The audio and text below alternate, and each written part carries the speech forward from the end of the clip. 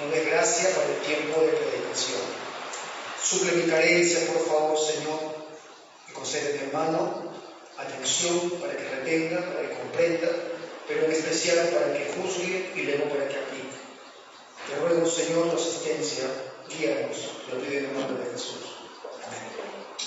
Bueno, por favor, vamos a buscar Primera de Pedro, segundo capítulo. Vamos a estar viendo el día del versículo 4 hasta el versículo 10. Piedras vivas de una misma casa espiritual. Es el título del sermón del día de hoy. Déjenlo ahí usted. Vamos a trabajar ese pasaje. Primera de Pedro, segundo capítulo, versículo 4 hasta el 10. Estaba viendo a los hermanos el año pasado, de forma coincidente en estas fechas, ¿qué tema nos tocó tratar? Aún estábamos en segunda carta a Corintios. Es un tema que tiene mucho que ver con lo que vamos también hoy, el apóstol Pedro, a tratar. El año pasado, el apóstol Pablo nos exhortaba a ser generosos, en particular con los hermanos. Pasa un año, providencialmente, el apóstol Pedro ahora, en esta primera carta, trata un asunto que tiene que ver también en la relación con sus hermanos. La semana pasada, los que estuvieron aquí o escucharon la predicación, vimos que el apóstol Pedro nos hablaba de que una expresión de una vida en temor a Dios, que es lo opuesto, ¿verdad?, a una vida vana, una expresión de una vida temerosa a Dios justamente es el amar a los hermanos. La vida cristiana, amados hermanos, no se vive en la individualidad, no, se vive en la comunidad. No hay cristianos solitarios, no hay creyentes aislados. Un engendro tal no lo conocemos en la Biblia, hermanos.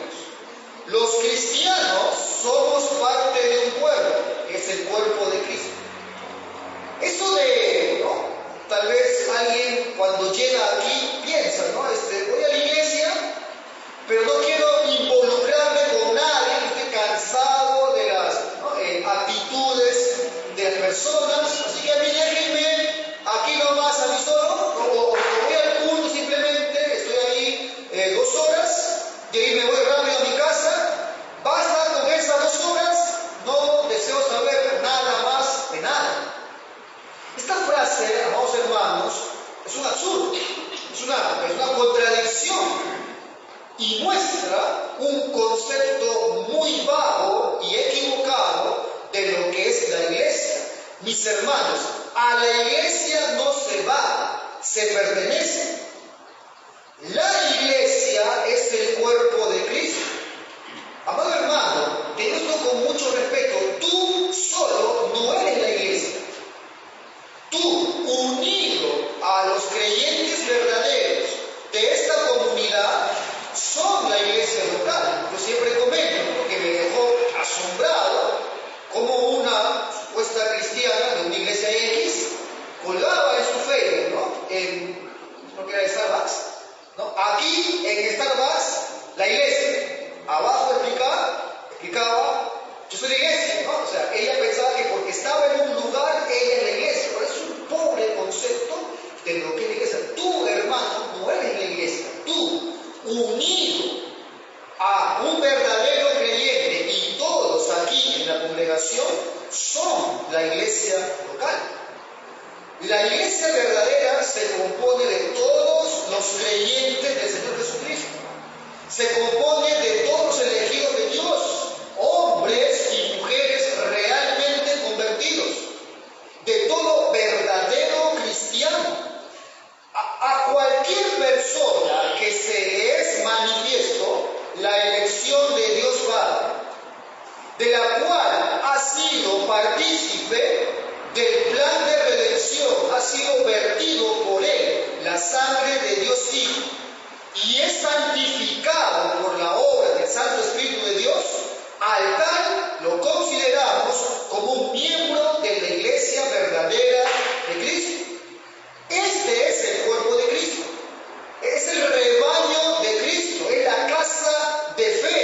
familia de Dios, es el edificio espiritual de Dios, es el cimiento de Dios, es templo del Santo Espíritu. Juan Carlos Ray decía al respecto: esta es la iglesia verdadera, a la cual uno necesita pertenecer si has de ser salvo. Hasta que permanezcas a esta, decía él, no eres nada más que un alma perdida.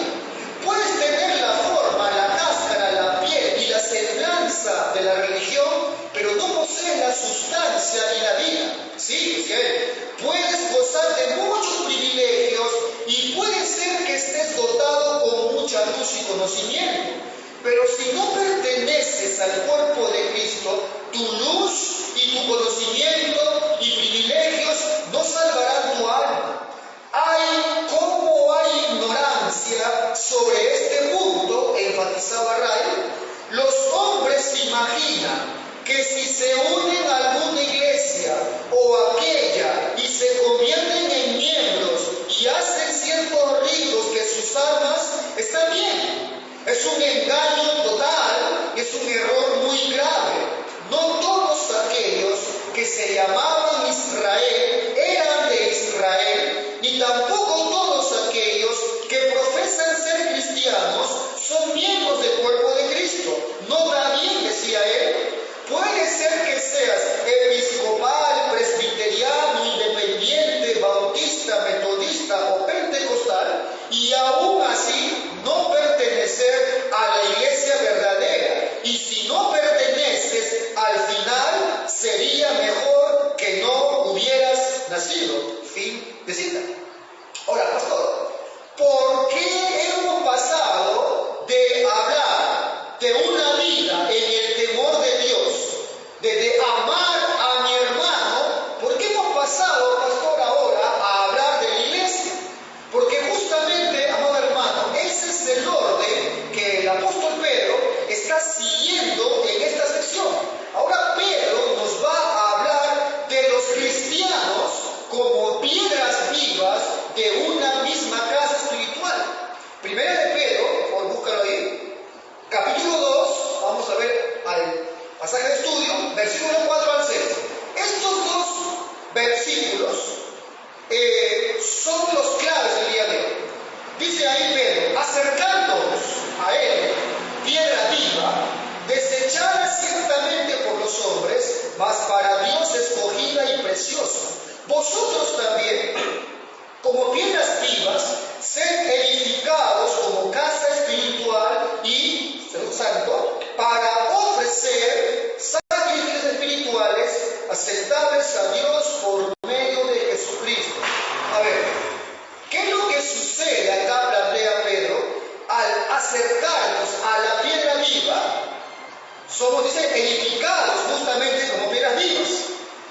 Este verbo, hermanos, ser edificados, se encuentra en voz pasiva, o sea, la idea no es que soy edificado por algo que yo hago o que yo cumplo el mandato de edificar, no. Ahí la idea es somos edificados por un tercero, o sea, estamos siendo edificados, esa es la idea. Ahora, ¿qué sucede entonces al acercarnos a la piedra viva? Somos edificados. Otra pregunta: ¿por qué somos o para qué somos edificados? Responde la Biblia, la segunda parte: para ofrecer sacrificios espirituales aceptables a Dios por medio de Jesucristo. Vamos a ver 3 puntos, mis hermanos. Los otros 5 versículos van a ampliar la idea de estos dos que acabo de leer.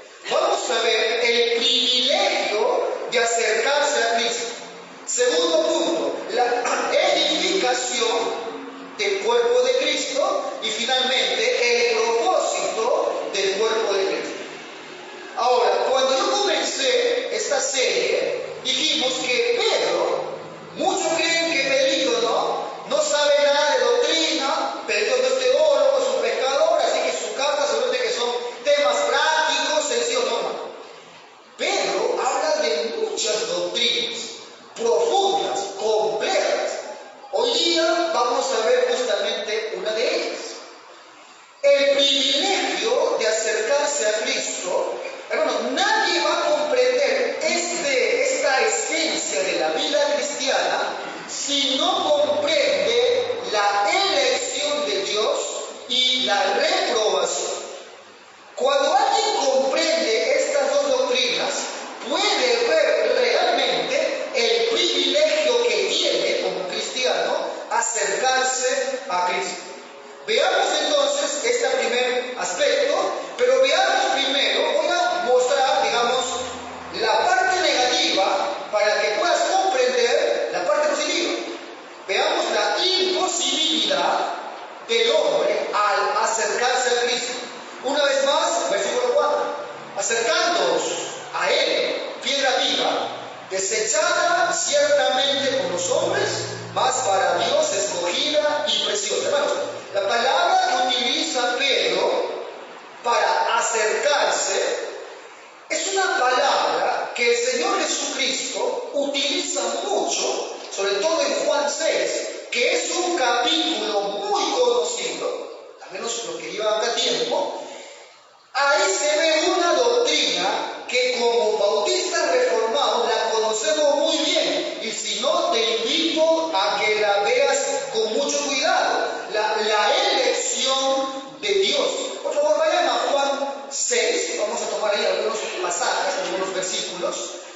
En Juan 6, hasta que lo busques, este capítulo, hermanos, arranca con una multitud de gente, ¿no?, que estaba siguiendo a Cristo.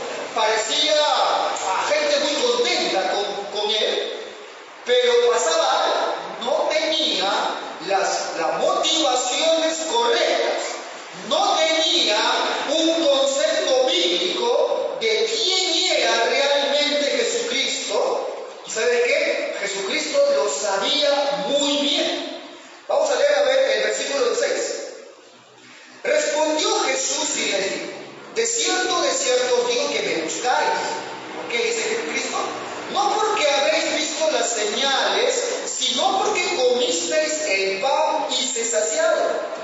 Trabaje no por la comida que perece, sino por la comida que a vida eterna permanece, la cual el Hijo del Hombre os dará, porque a este señaló tiene Dios el Padre. Entonces le dijeron: ¿qué debemos hacer para poner en práctica las obras de Dios? Respondió Jesús y le dijo: esta es la obra de Dios, que creáis en el que Él ha enviado. Le dijeron entonces: ¿qué señal pues haces tú para que veamos y que creamos? Acababan de ver una tremenda señal. ¿Qué señal haces tú para que te creamos? ¿Qué obra haces? 36. Mas os he dicho que aunque me habéis visto, dice, no creéis. Hermanos, esta gente tuvo delante de él al Dios encarnado.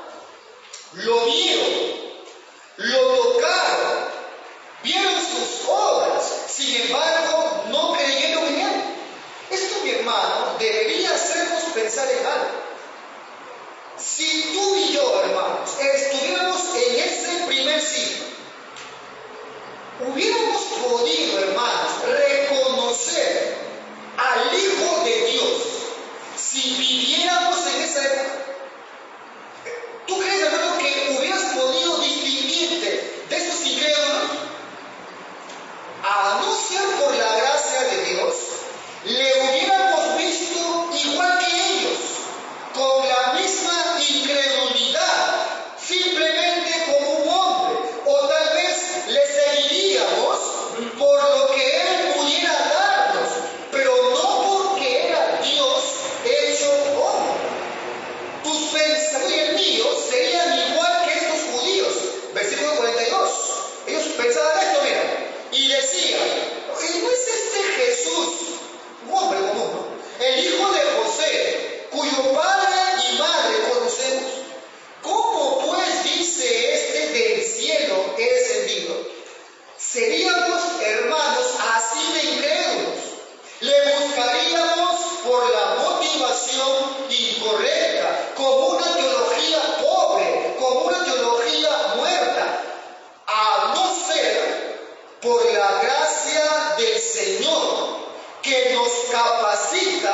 y nos diera vida para poder creer en Él.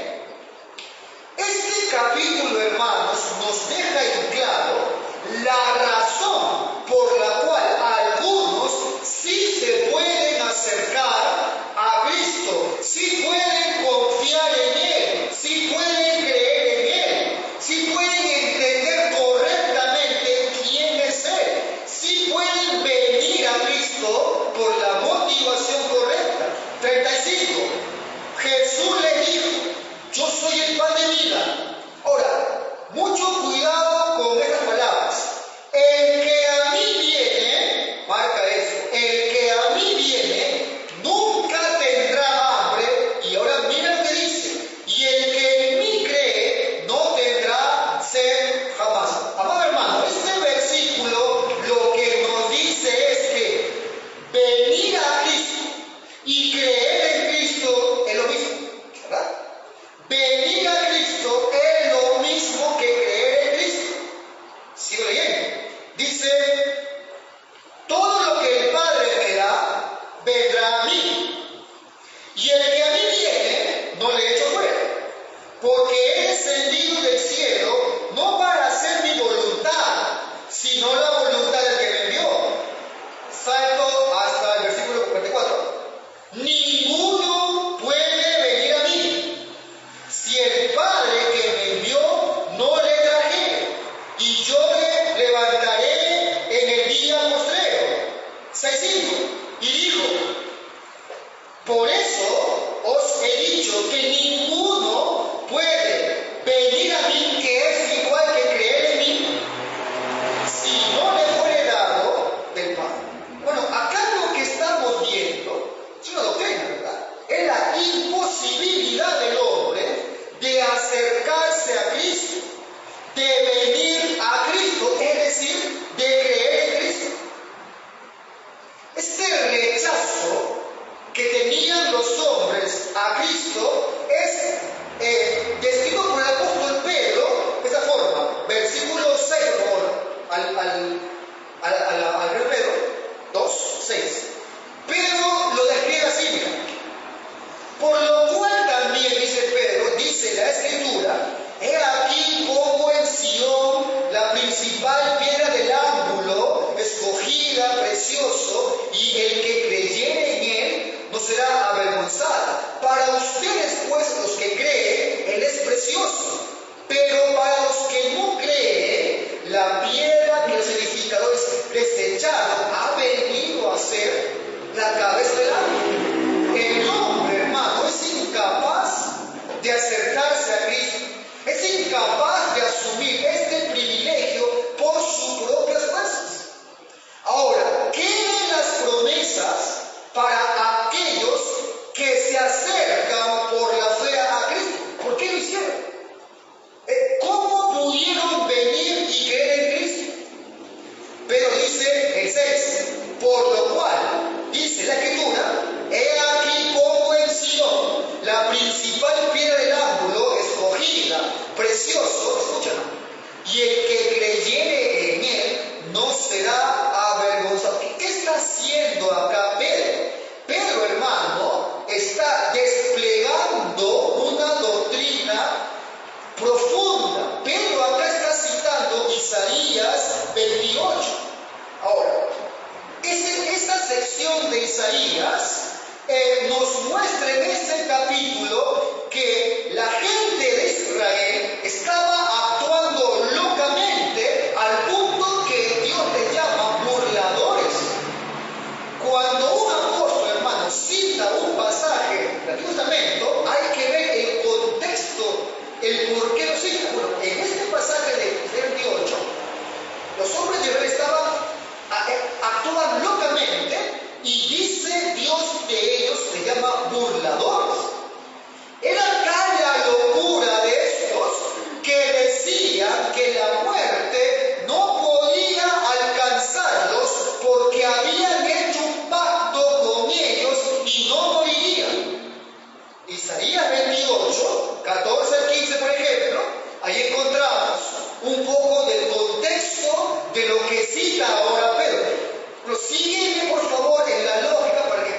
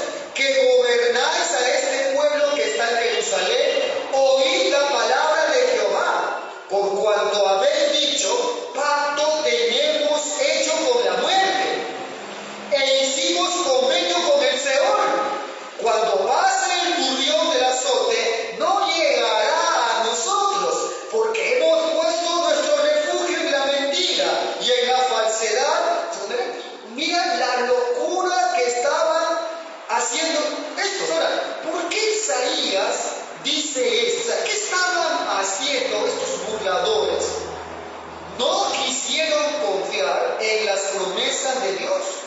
No querían confiar en el cuidado providencial de Dios.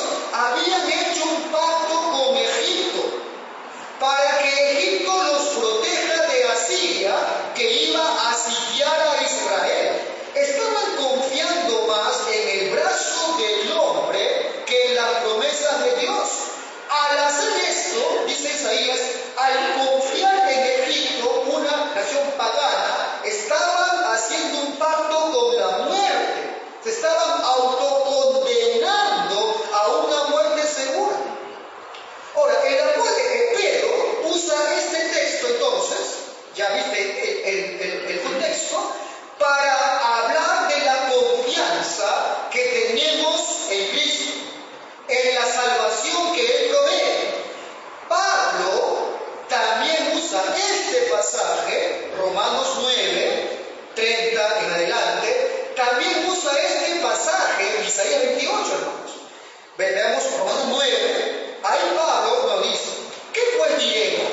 Que los gentiles que no iban tras la justicia han alcanzado la justicia, es decir, la justicia que es por fe.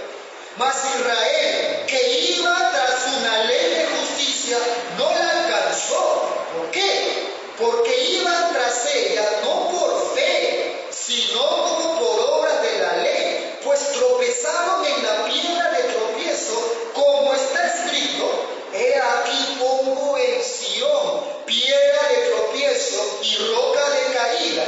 Escucha, y el que creyere en él no será avergonzado. Entonces, este pasaje de Isaías claramente, hermano, es interpretado por los apóstoles como referente a la buena noticia de salvación en Cristo, solo por la gracia de Dios, por la fe en Cristo. Es por ello que el hombre puede ser salvo. Te pregunto, hermano, entonces, ¿es tu único consuelo, como dice Heidelberg, es tu único consuelo, tanto en la vida como en la muerte, el saber que Cristo murió por tus pecados y que por creer en Él, como dice la Escritura, por fe y no por obras, eres perdonado por tus pecados y eres salvo y vas a gozar de la vida eterna? Ese es tu único consuelo, hermano, tanto en la vida como en la muerte. Si tu respuesta es sí, con toda limpia conciencia, regocíjate, alaba al Señor. ¿Por qué, pastor? Porque Él te ha concedido venir a Él, creer en Él. Ahora, hermano, no cometamos el error de pensar que este desprecio a Cristo como piedra viva solamente se dio, no solamente aconteció en esa época, ¿no? En Israel, o solamente le pasó, ¿no?, a los gentiles. No, hermano, es algo por lo cual la iglesia misma debe velar. ¿No era acaso lo que le pasó eso a Galacia? ¿No fue esto, hermano, que ya lo hemos estudiado, que le pasó a los Gálatas? Oh, Gálatas, ¿qué dijo Pablo? Insensatos. ¿Quién os fascinó para que no obedezcan la verdad? A ustedes, que les ha predicado, cuyos ojos Jesucristo fue presentado claramente, dice Pablo, en medio de ustedes como crucificado. Y le pregunta a Pablo, esto solo deseo saber de ustedes: ¿recibieron el Espíritu por las obras de la ley o por oír con fe? Es algo, hermano, de la cual debe velar siempre la iglesia. Ahora, Pedro pasa a otra escena doctrinal, la reprobación. Una vez más, versículos 6 al 8, 1 Pedro 2. Léelo con cuidado, acá hay mucho, lee con mucho cuidado. Por lo cual también, dice Pedro, dice la Escritura: he aquí, pongo en Sión la principal piedra del ángulo, escogida, preciosa. El que creyere en él no será avergonzado. Pero dice, para ustedes, creyentes, pues lo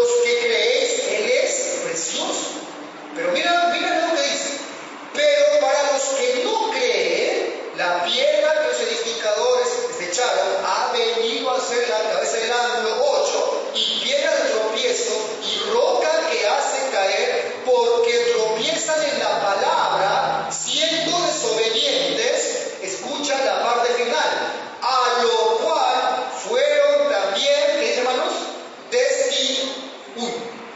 Este está combinado, ¿verdad? Para muchos. Para lo cual fueron también destinados. A ver, pregunta. ¿Qué concepto tiene de Dios los creyentes? Dice 7, para vosotros pues, los que creen, que dice, Él es como, Él es precioso. Ahora, no es como un peligro, qué lindo, ¿no? O sea, no es esa la idea, ¿ya? De precioso. Eugenio Green dice lo siguiente: la palabra precioso describía cosas de mucho valor y lo que era digno de alto respeto y honor. Por ejemplo, esta palabra está en Números 22:15, lo leo yo. Dice: volvió Balac a enviar otra vez más príncipes, y dice más honorables que ellos.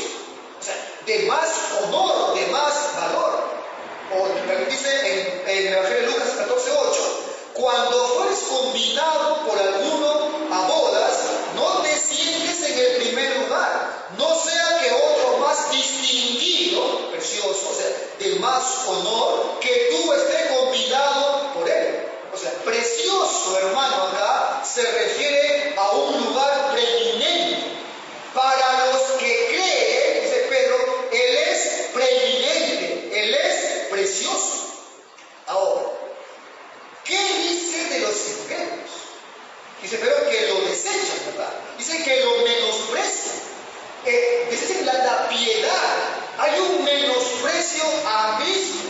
Hechos 17, versículo 32, nos da la idea más clara y dice ahí: pero cuando oyeron de que Él se levantó de los muertos, Cristo, dice, uno se burlaba y otro decía, ya te oiremos acerca de esto luego.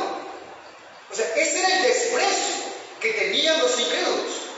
Desechar entonces describe ese rechazo de algo que luego de haberse examinado es hallado inútil, inservible. Ese es el desprecio que tiene el no creyente ante Cristo. Ahora, ya sabemos que los que se acercan a Cristo lo hacen porque son persuadidos por la Escritura, ¿verdad? Por el poder del Santo Espíritu de Dios. Ellos son persuadidos a ver a Cristo precioso, preeminente, con mucho valor. Ellos ven la obra de Cristo como precioso, porque han sido traídos por el Padre a esa convicción. Pero la pregunta es, ¿y qué de aquellos, hermanos, que desechan a Cristo?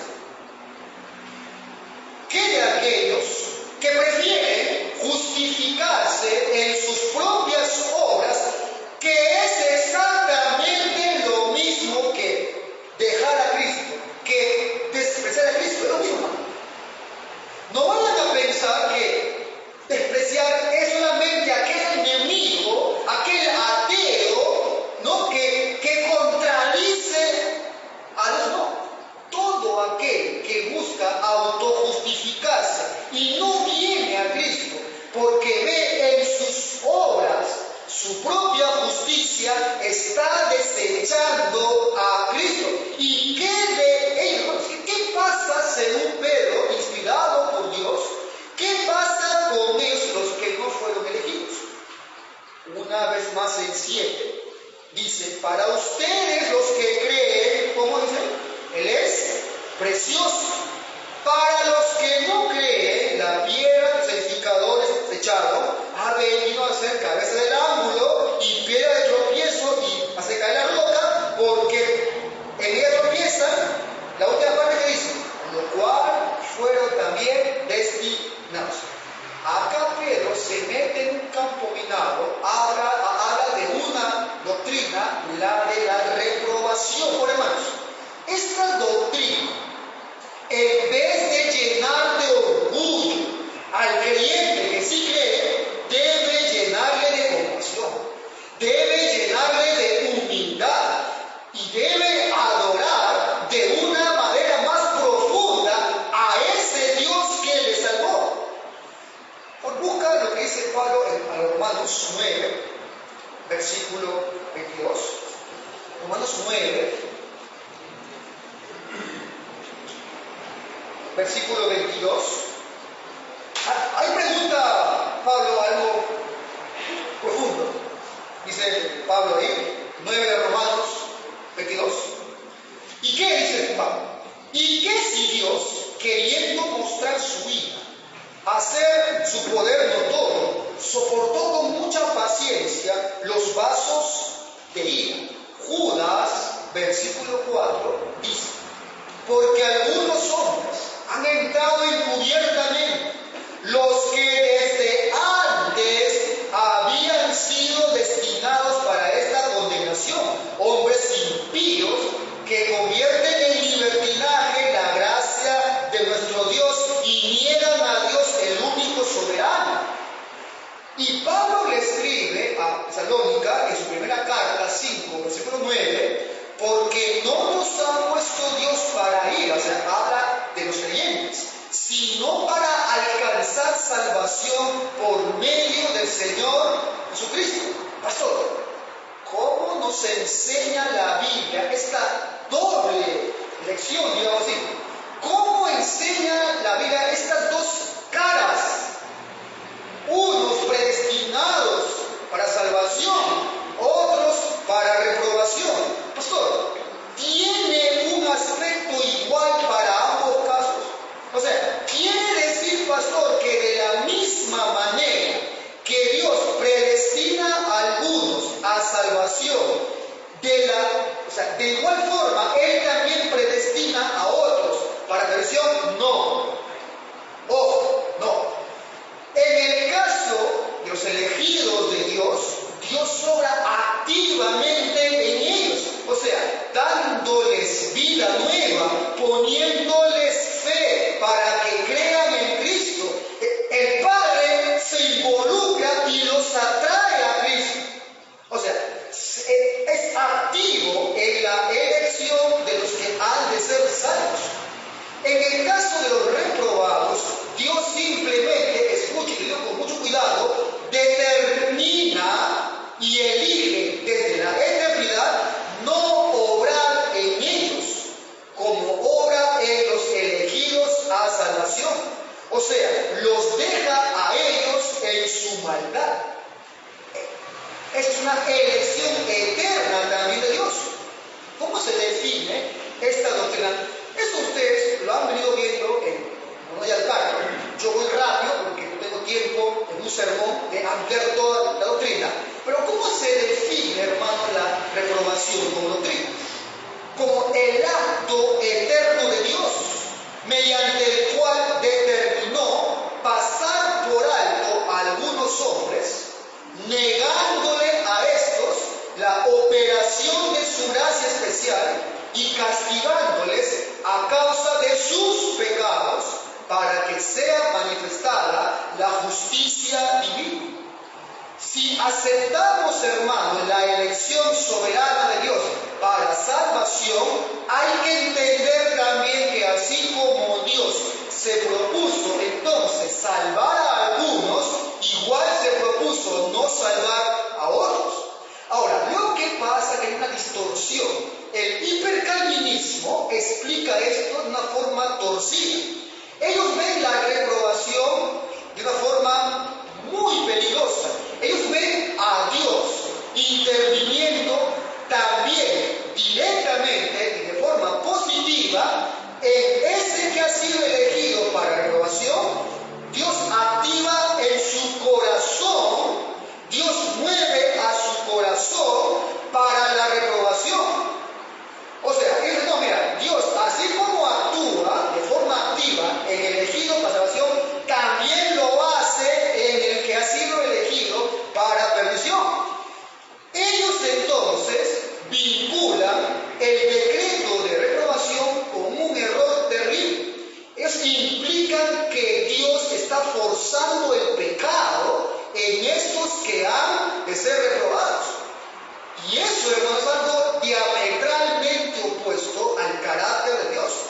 Este falso concepto, por la cual muchos se resisten en acercarse a esta doctrina, hace a Dios responsable de la caída de la raza humana.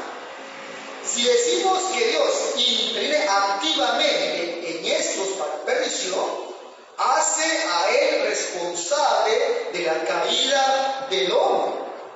Por lo tanto, le hace a Él autor del pecado.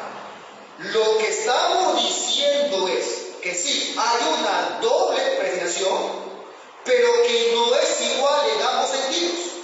En unos obra trayéndolos de forma activa, le da vida, le pone fe, los atrae a Cristo. En otros, Dios elige desde la eternidad no obrar en ellos, los deja en su maldad, en su propio corazón. Dios sí determina eso, pero es la responsabilidad del hombre. Ahora, cuando uno expone esta doctrina, alguien pregunta, pastor, ¿y cómo sé yo que soy reprobado? A veces empieza uno a dudar, uy, ahora, ¿cómo sé? Pastor, ¿cómo sé yo que soy reprobado? No, la pregunta es, ¿has venido, hermano, realmente a Cristo en arrepentimiento para que tus pecados sean perdonados? ¿Has confiado solamente en la obra de Él para tu salvación, no en tus propias obras para justificarte ante Dios? Si tu respuesta es sí, hermano, con limpia conciencia, entonces la respuesta bíblica ante esta pregunta, ¿cómo sé, pastor, que fui reprobado o no? Es que descanse, hermano, agradecido en el Salvador.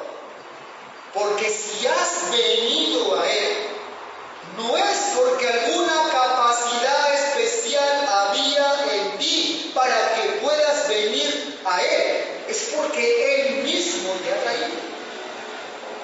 Ahora, hermano, ¿puede usted agradecer a Dios? Porque hoy usted puede ver a Cristo precioso, o sea, deseable.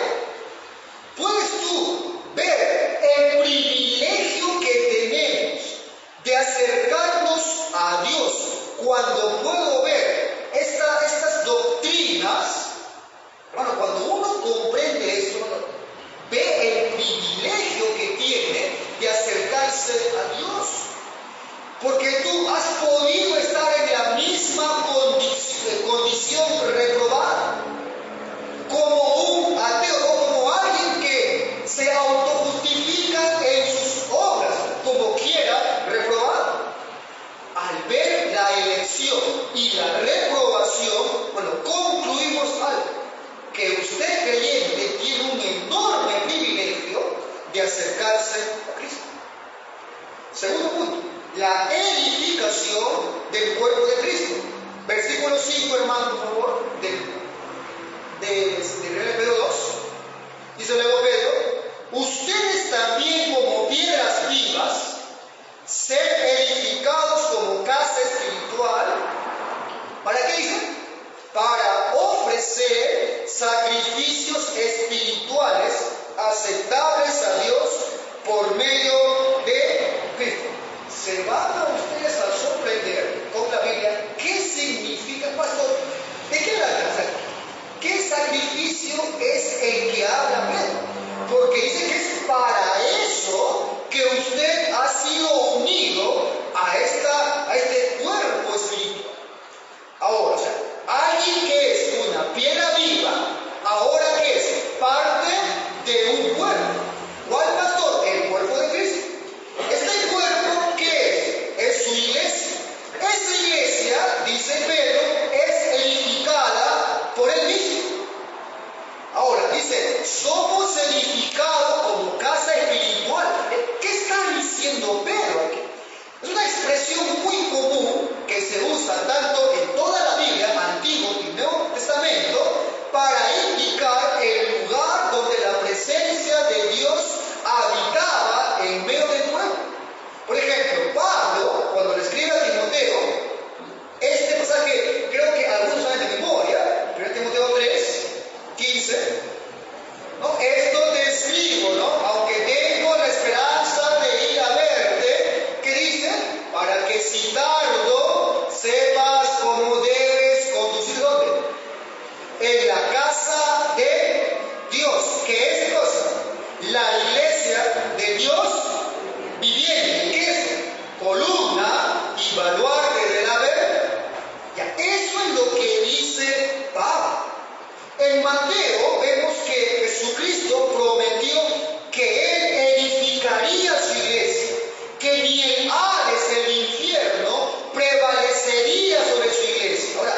Pastor, ¿y cómo está haciendo eso Cristo a su iglesia? A través de los medios de gracia. En especial con la predicación de su palabra. Es de esa forma que Cristo está ahora capacitando, edificando a su cuerpo, a su iglesia, para dos fines fundamentales. Uno, versículo 5, una vez más, dice la última parte, ¿para qué dice? Para ofrecer, o sea, Él capacita a su iglesia, la edifica para ofrecer, ¿qué dice? Sacrificios espirituales aceptables a Dios por medio de Cristo. Y segundo, salta al 9, por favor. Dice, mas vosotros sois linaje escogido, ¿verdad? Nación santa, o sea, son iglesia, son el cuerpo de Cristo. ¿Para qué? Para que anunciéis las virtudes de aquel que os llamó de las tinieblas a su luz. O sea, ahí están los dos fines fundamentales del por qué el Señor une a su iglesia. Entonces, ¿por qué obró Dios salvación en ti?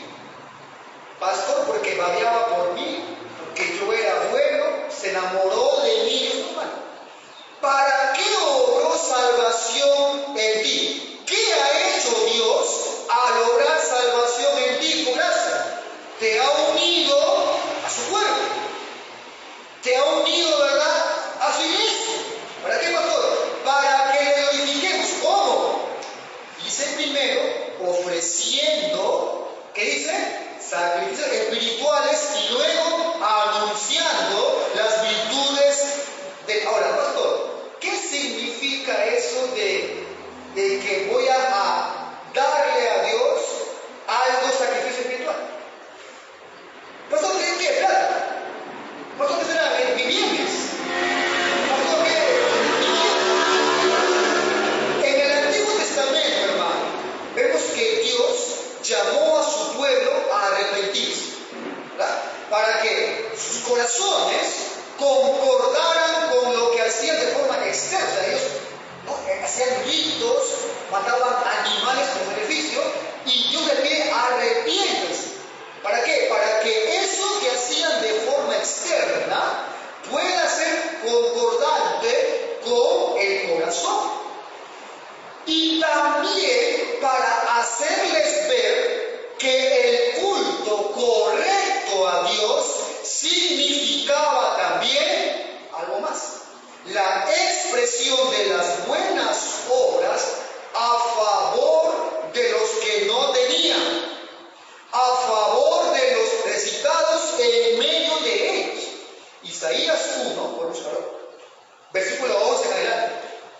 Isaías 1, mira cuál es la idea de culto correcto, sacrificio espiritual correcto. Isaías 1, 11 al 17. ¿Está bien?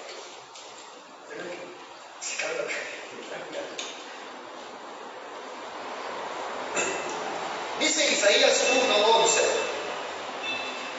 ¿para qué me sirve, dice Jehová, la multitud de sacrificios vuestros?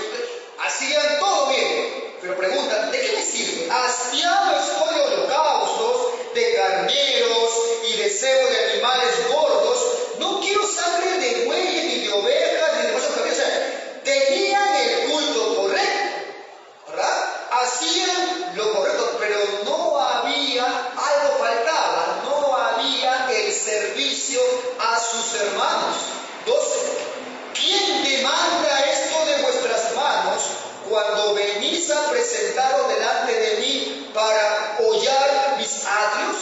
No me traigáis más vana ofrenda. El incienso me es abominación. Luna nueva y día de reposo, el convocar asambleas, no lo puedo sufrir. Son iniquidad vuestras fiestas solemnes, vuestras lunas nuevas y vuestras fiestas los tienes aborrecida mi alma. Me son gravosas, cansado estoy de soportarlas.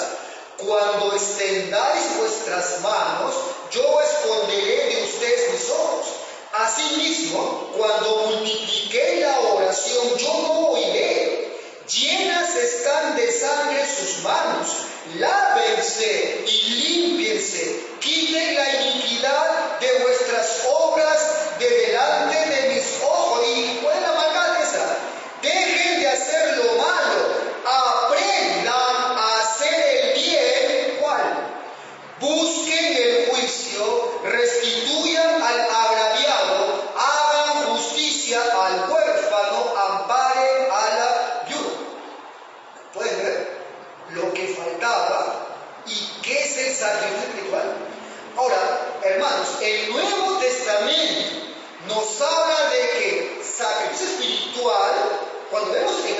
Testamento, esas palabras hablan justamente de la obediencia a Dios y de la ayuda a sus hermanos, del amor entre ellos, no ese amor romántico, el amor efectivo, el amor de cubrir sus necesidades.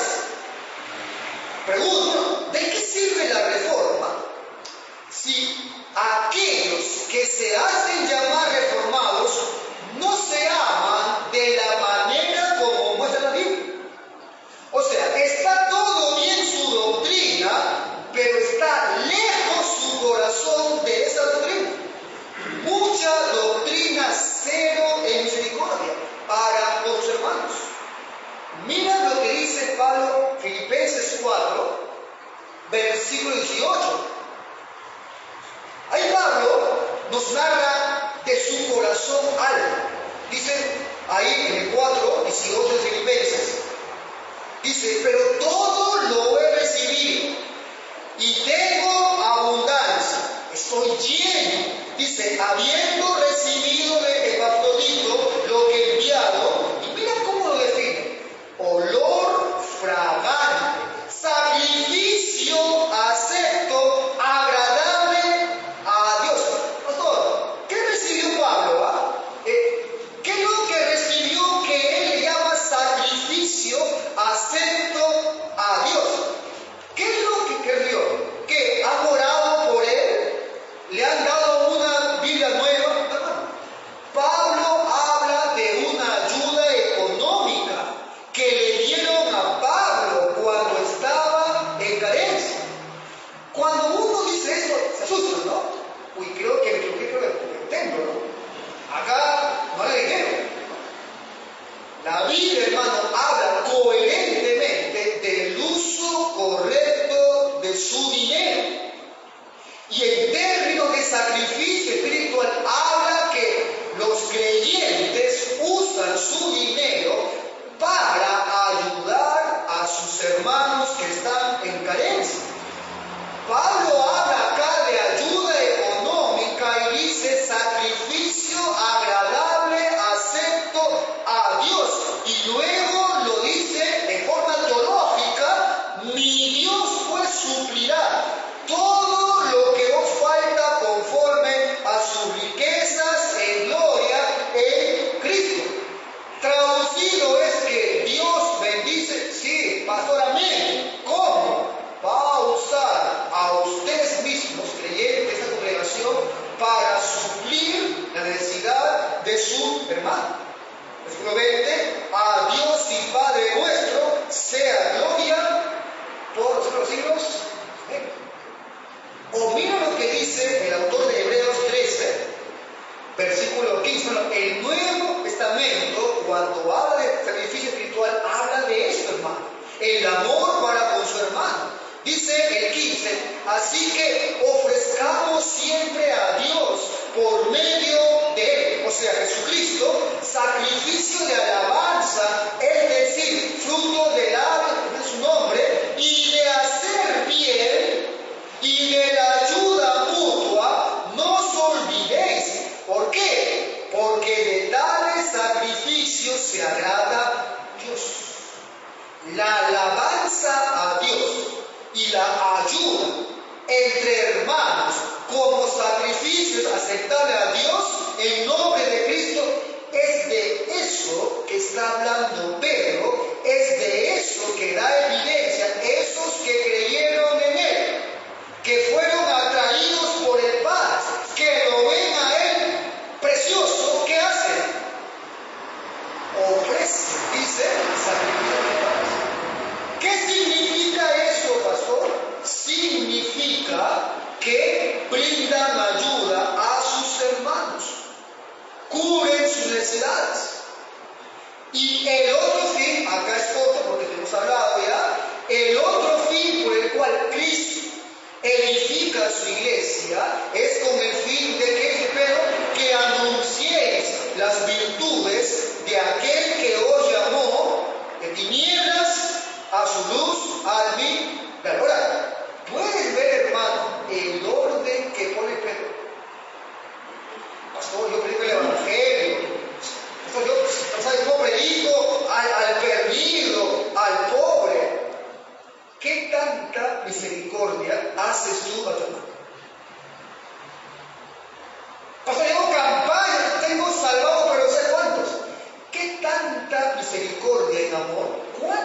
tú has brindado una ayuda económica, hermano, sé que estás en carencia, tengo esto, te brindo esto.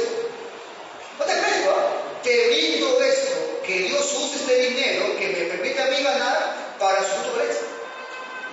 Cuando se reciba todo eso, yo lo he hecho antes y luego con limpio corazón salgo y predico. Pedro pone aquí un orden. Primero lo que ya hemos explicado y luego predicamos el Evangelio. Hermanos, ¿qué tanto Dios ha tratado contigo en esta área? Te decía, cuando yo revisaba cuál fue el sermón de Navidad el pasado domingo, Pablo hablaba de ser generoso con la obra, ¿no? Con sus hermanos. De forma providencial, Dios tiene que traernos una vez más a esto que tal vez hemos dejado de hacer o tal vez nunca lo has considerado. Hermano, Dios te ha tratado con tanta misericordia. Mira a los reprobados y mírese usted mismo teniendo fe en Cristo. Dios te ha mostrado tanta misericordia. Te ha rescatado con la sangre de su Hijo. Te ha dado ojos espirituales, vida, para que puedas apreciar la belleza del Salvador Cristo. Te ha hecho parte de un pueblo, columna, baluarte de la verdad, para que seas edificado. Entonces vivamos como lo que somos, hermanos, parte de un cuerpo. Amémonos realmente unos a otros. Deja de amarte a ti mismo. Amemos realmente unos a otros. Ofrezcamos de esa manera sacrificios agradables delante de Dios.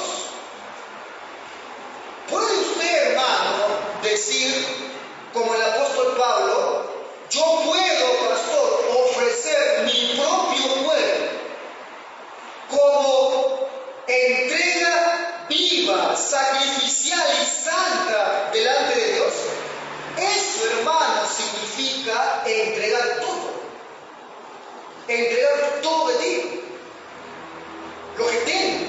O sea, ¿puedes tú, hermano, decir como Pablo, yo entrego mi propio cuerpo y todo lo que tengo, todo lo que llena a mi cuerpo, todo lo que enriquece mi cuerpo, en entrega sacrificial, santa y viva delante de Dios? Esa es tu manera de vivir, hermano. Es esta la forma como te entregas tú a servir a tu hermano, porque si así no es, hermano, tu caminar no es agradable a Dios, en boca de Pablo y en boca de Pedro.